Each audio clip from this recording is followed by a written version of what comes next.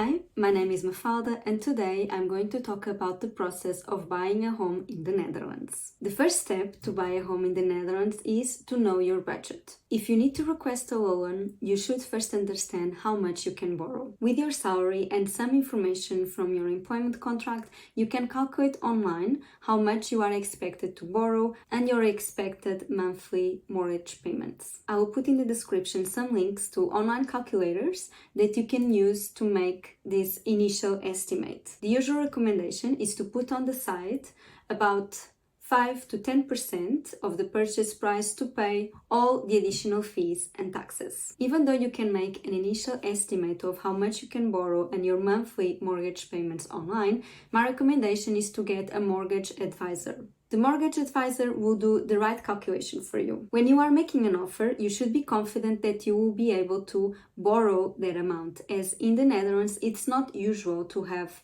a pre-approved mortgage. Most mortgage advisors offer the initial meeting for free, so you can even book several meetings with different mortgage advisors without additional costs.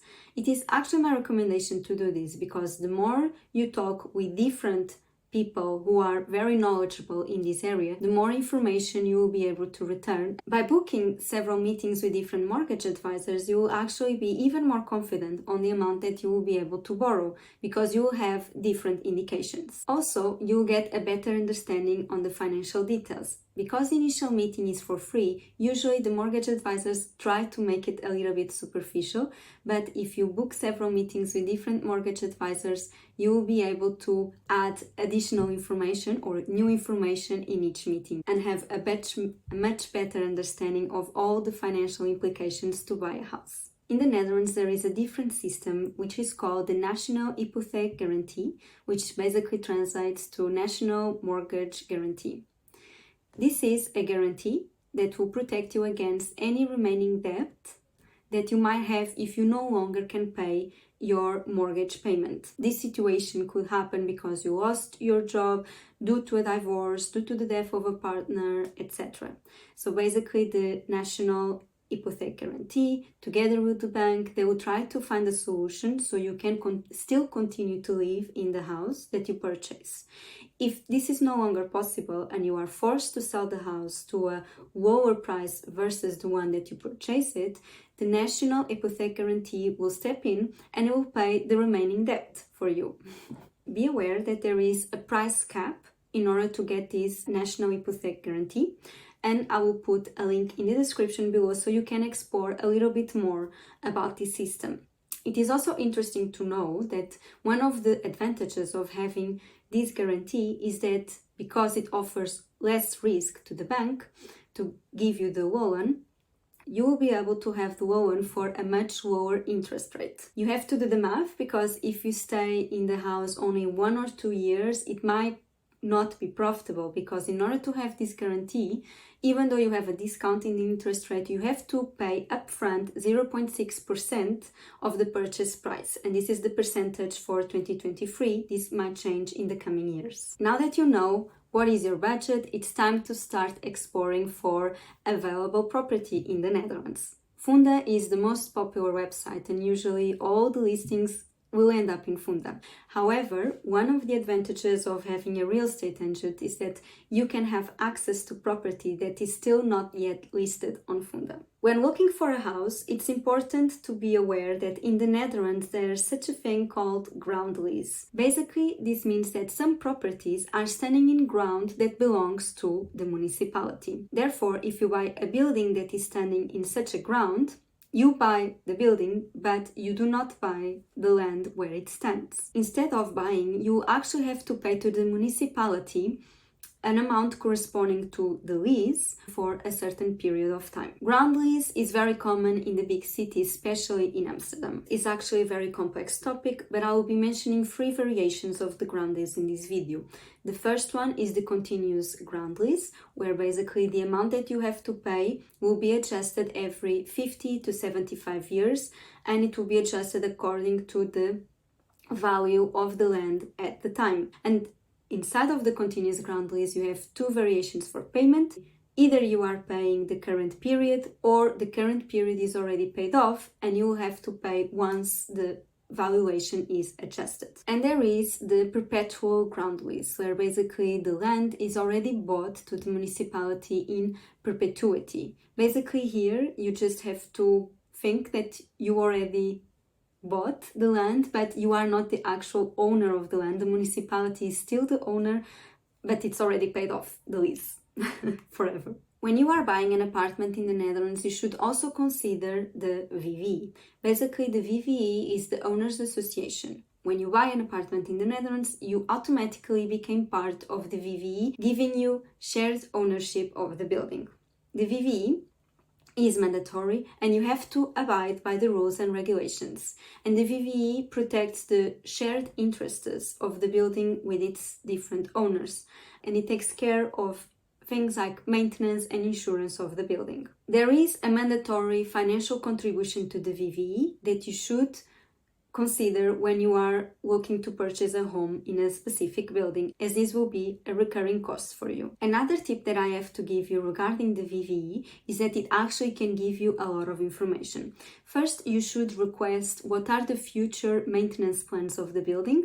By knowing this, you can check if the VVE is expected to incur in a lot of costs in the future or not. And request the balance sheet of the VVE so you can understand if the VVE is in a healthy financial situation in order to incur in such future costs. If the VVE is not in a good financial situation, expect that the owners of the apartments in the building will have to step in with additional costs. Another tip is that you should ask for the minutes of the VVE. Here you will be able to understand if the residents of the building are complaining about a specific thing, if there's something wrong with the building and the apartments in the building. Usually these minutes are in Dutch, but hopefully Google Translate will help you in this matter. Now that you know your budget and you found the house that you are interested in, it's time to start scheduling some visits.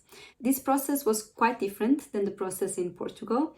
In the Netherlands, I have to say that this is in the context of 2021. I believe that now the market seems to have cooled down a little bit, but in 2021, it was a very competitive, especially in the big cities. I experienced that you only had one, maximum 2 days to book a house visit. So let's say the house was available on Monday on Funda, and then you had Thursday and Friday to do the visits. And then you only had a certain amount of time to do the visits. So this could be a one-on-one or could be an open house. I experienced both.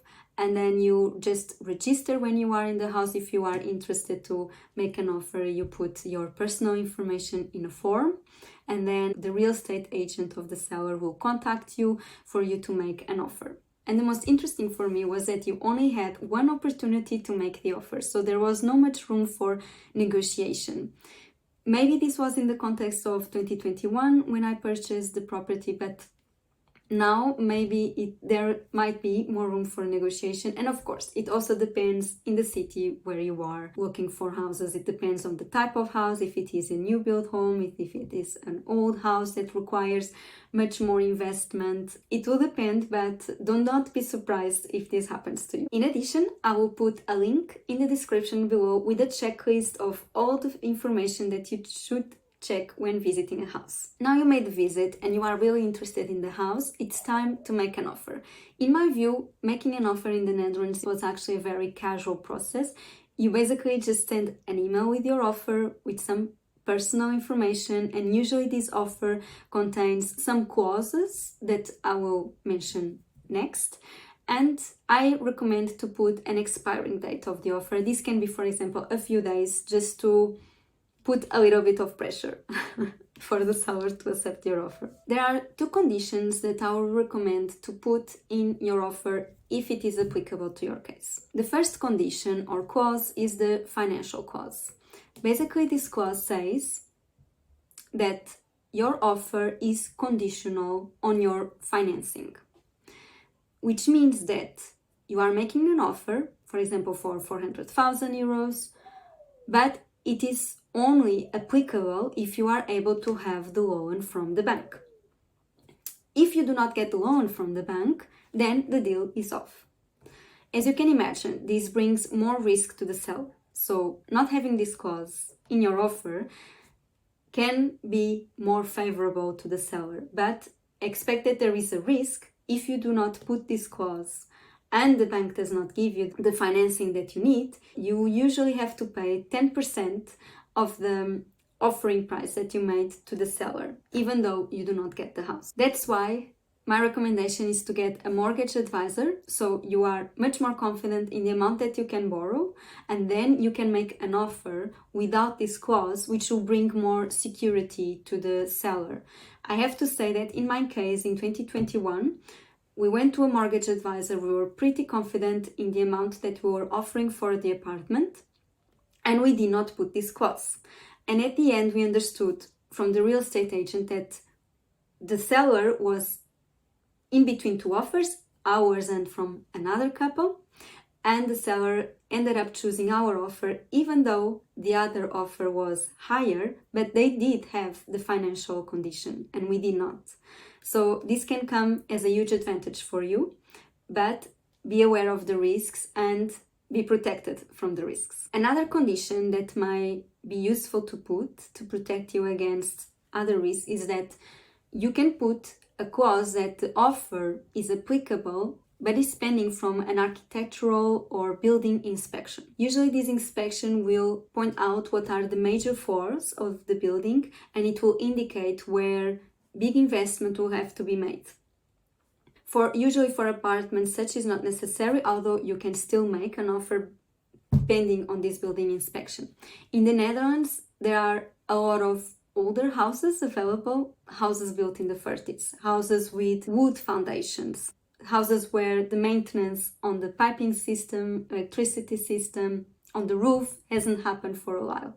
So it's always my recommendation before you're making an offer, before you're purchasing a home, to always check when was last time that the systems and the roof did maintenance, because these are factors that can have a huge impact in your budget if you have to invest in the near future. Once your offer has been accepted, it's time to schedule the valuation.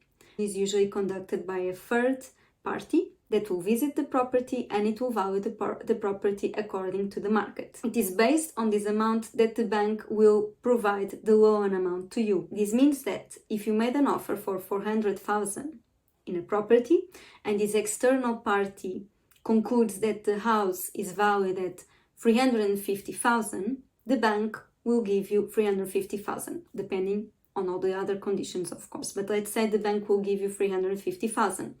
There is a 50,000 gap between the purchase price and the valuation price. This means that you will have to come forward with this 50,000. So be aware that this could be an additional cost in your budget. You have the valuation, it's time to send the paperwork to the bank. Usually in this paperwork you should have ready the employer statement. Basically, it's the employer confirming your annual income, any additional benefits that you have from your employment contract. Usually this can be the employment contract actually, but double check with your bank exactly the information required. You should also send your monthly payslip to the bank, confirming that indeed that's the amount that you receive every month. You should send the transaction contract between you and the seller, and you should send the valuation to the bank as well. So have these documents ready to send to the bank. The transfer date is the day when this whole process ends. In the Netherlands, the notary is the legal mitigator between the buyer and the seller. And in the Netherlands, having the notary present in the transfer date is actually a mandatory step. The notary will draw up all the necessary legal documents to make the transaction legal, and these are mainly the transaction deed and the mortgage deed. The notary fees can range between 1,000 to 2,500, and these are paid by the buyer. And it's interesting because in the Netherlands you do not transfer the funds directly to the seller. You and the lender will transfer the funds to the notary's account. Then the notary will deduct the costs and will transfer the purchase amount agreed to the seller's account on your behalf. After the transfer date, if severe problems pop up in the property, and these problems should have been communicated before by the seller, you can raise a claim in order to receive compensation. Besides the purchase price, what are the costs that you should expect throughout the process of buying a property? There is a transfer tax, and the transfer tax is 2% of the purchase price. One of the advantages of buying property in the Netherlands is that if you are a first-time home buyer, if you have between 18 to 35 years old, and if the property that you are purchasing is below 400,000 euros, then you have exemption from the transfer tax. Then you have the application for the National Hypotheek Garantie, which is about 0.6% of the purchase price. You have the property valuation, which costs could range between 300 to 500 euros. You have the technical valuation, which costs can also range between 300 and 500 euros. You have the notary between 1,000 and 2,500 euros. You have the real estate agent. This could range between 3,500 to 5,000 euros, and this really depends. The real estate agent fees can be a fixed fee, can be a percentage fee on the purchase price, or can be a combination of both. So I'm just providing a range from some online research. This can really depend on the real estate agent that you choose. Then you have the mortgage advisor, and here again it really depends on the mortgage advisor that you choose, but expect the price to be between 2,000 and 4,500 euros. So now let's do a simulation for a property which purchase price is about 400,000 euros. So you have the transfer tax, which is 2% of the purchase price, in this case 8,000 euros. You have the National Hypotheek Garantie application, which is 0.6% of the purchase price, in this case 2,400 euros. Then you have the property valuation, let's put around 400 euros, together with the technical valuation, also 400 euros. Then you have the notary, 2,000 euros, the real estate agent, 4,000 euros, and the mortgage advisor, 3,500 euros. And you will end up with an additional total cost of 20,700 euros, which represents about 5% of the purchase price. The good thing is that the interest you pay on mortgage is actually tax deductible, so you can actually get some of this amount back into your pocket. In addition, you can also claim tax back on what you paid to the bank, to the notary, and to the National Hypotheek Garantie. I hope this video will bring more clarity to the future property owners in the Netherlands. And for the viewers who have been through this process, please feel free to share your experience in the comment section below, and please provide any tips that you might have to make this path more smooth and less costly. Thank you so much for watching, and see you in the next video.